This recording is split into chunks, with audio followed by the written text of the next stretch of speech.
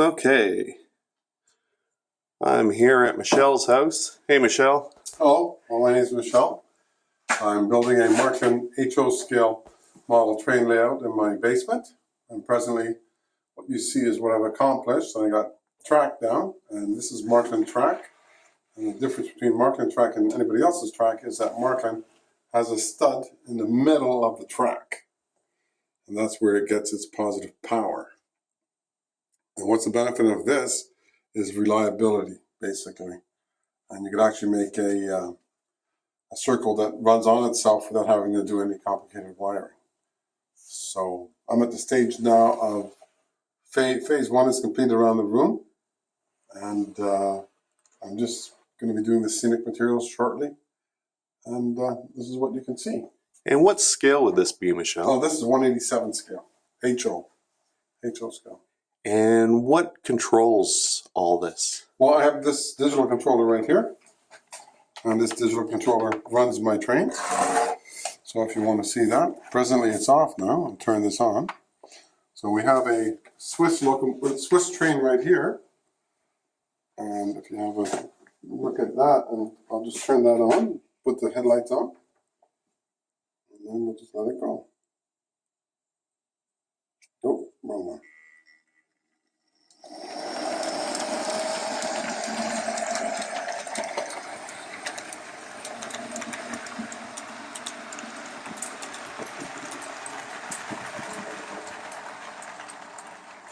Very nice. And how many trains do you have, Michelle? How many trains? At least 25. Wow. Trains at least. So my latest acquisition, which is quite nice, I'll show you over here, it's called the Talus. And the Talus guy is right here. And he is one of the current trains that's running in Europe. So to give you an idea what a Talus is.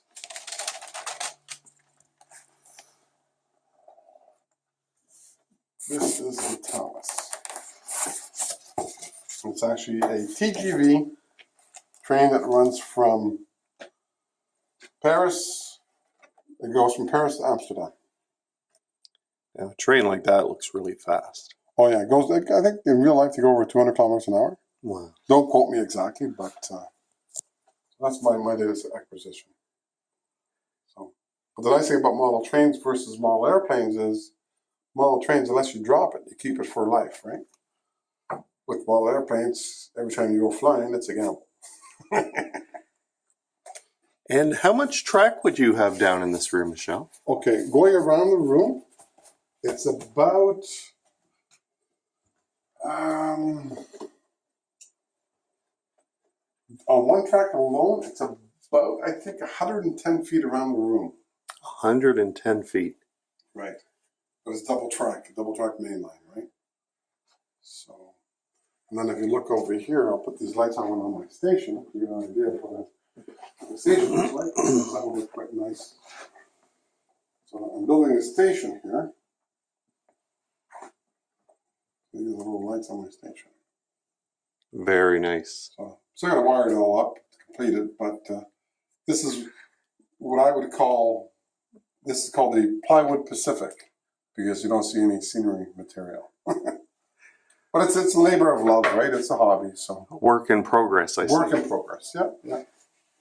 And how long have you been working on this train set? Well, the best way to show you is that my kids used to write on this layout. So here's an example. Here is Sunday, December 8th, 2002.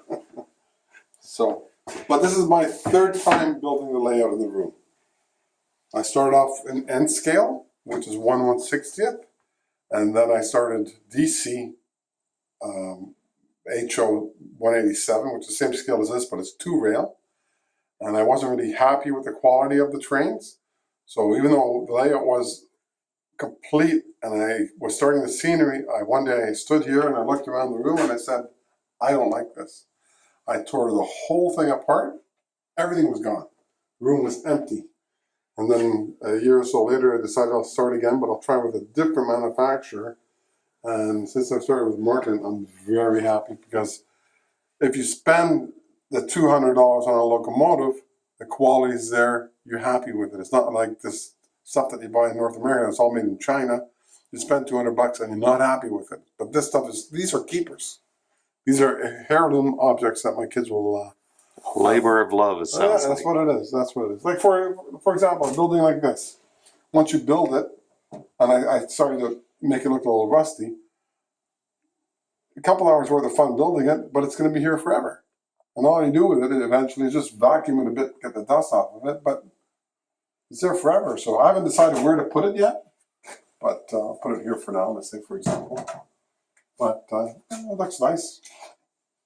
And how about the framing that you have the track and everything on? I notice underneath Yes. you have all the wiring. Yes. This framing is called L-girder framing, and basically what it is an L-shaped piece of 1x4s on feet that have on legs that have levelers on the bottom, so you level out the table to make sure it's perfectly straight.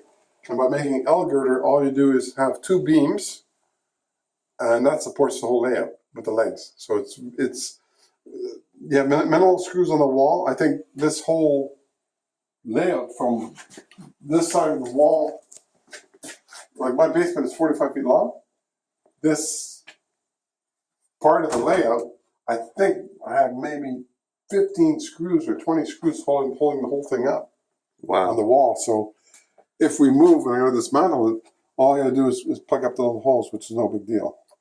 It is a mess in here, mind you, but And was this your idea, or is this something that many train enthusiasts use? This is a standard way of building these things, and it's a tried and true method.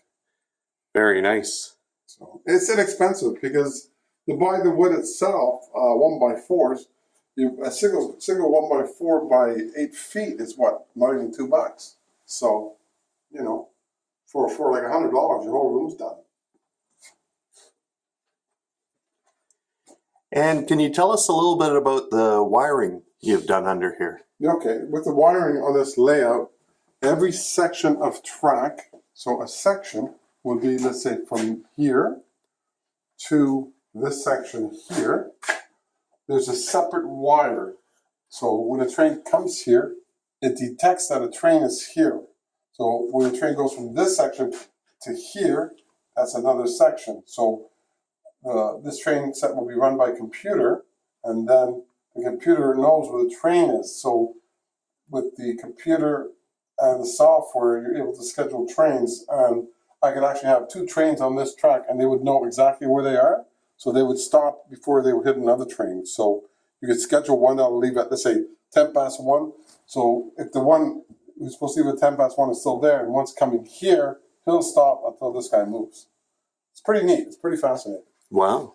So on here alone, presently I have these electronic devices, which are detectors, and each wire is for each section of track, and each detector can control 16 pieces of track, and I have 3 currently on my layout to detect it. So to give you an idea what that means is, if you look over here, I'll show you on my controller, I have a part of the layout on here. So this is the right-hand side of my layout, but on my left-hand side of my layout, you'll see this red line.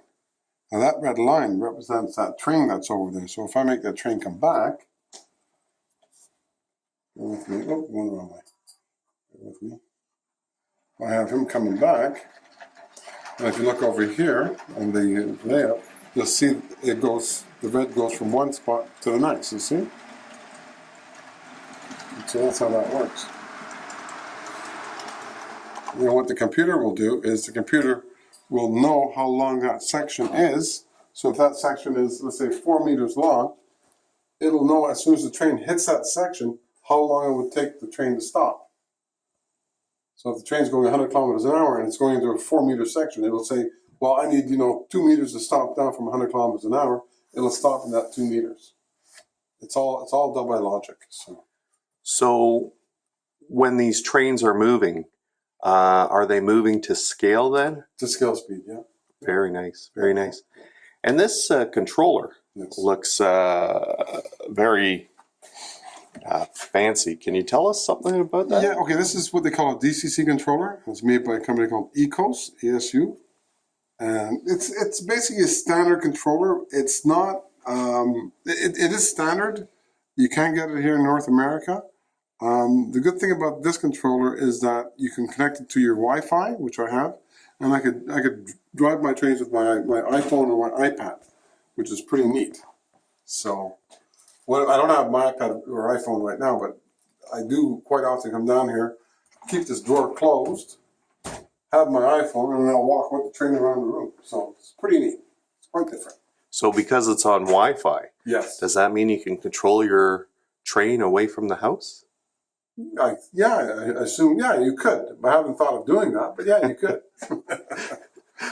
Well, very nice. Why don't you take us around the track and show us what you've done so far? Alrighty. So this is basically one of the main stations. I haven't completed the platforms as of yet. That's my Baden-Baden station in the background, which hasn't been placed yet. I haven't decided how to design this as of yet. It's all in my head, kind of like what I want to do. It's nothing set in stone. This is my my area of my hobby, so I'll figure it out. But this, what you see right now, is phase one. So a bit of a mess.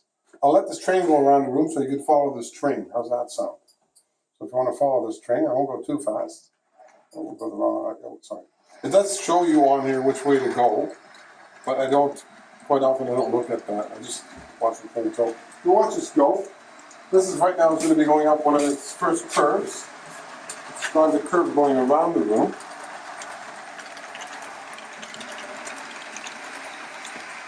Excuse the mess.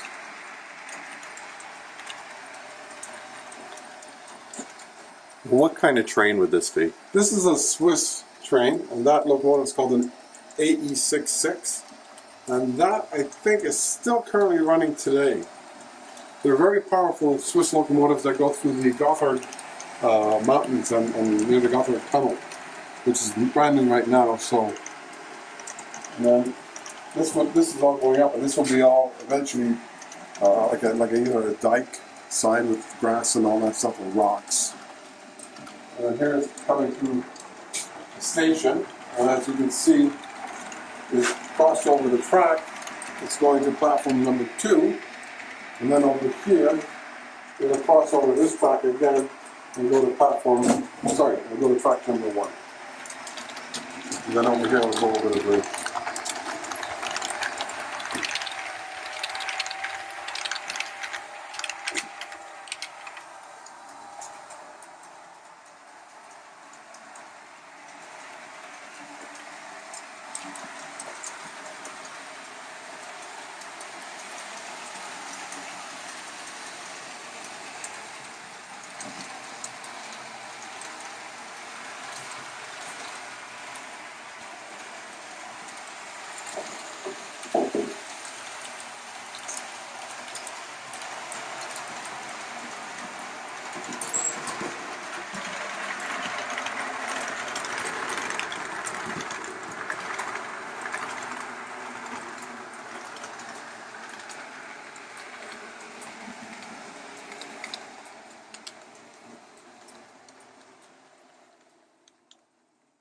And now it's back at the main station.